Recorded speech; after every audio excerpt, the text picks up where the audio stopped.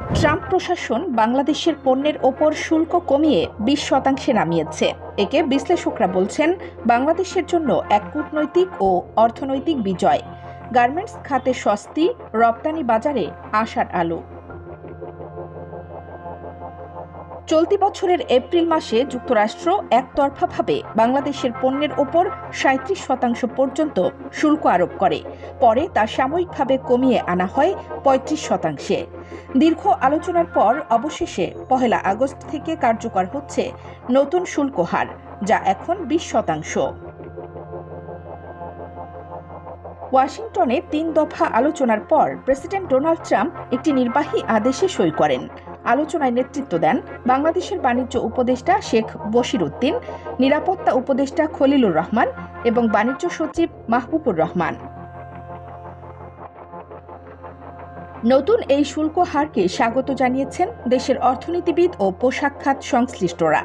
প্রধান উপদেষ্টা অধ্যাপক ডক্টর মোহাম্মদ ইউনুস একে বলেছেন ঐতিহাসিক সাফল্য। অর্থনীতিবিদ সেলিম রায়হান বলেছেন এটি সময় উপযোগী এবং অর্থনীতির জন্য স্বস্তিদায়ক সিদ্ধান্ত।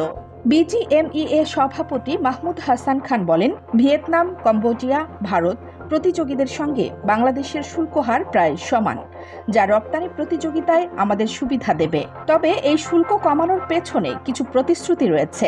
এর মধ্যে অন্যতম মার্কিন কৃষি পণ্য আমদানি, অশুল্ক বাধা দূর করা এবং আমদানি বাড়ানো। অর্থনীতিবিদরা বলছেন এই প্রতিশ্রুতিগুলো পূরণে সরকারকে কার্যকর পদক্ষেপ নিতে হবে।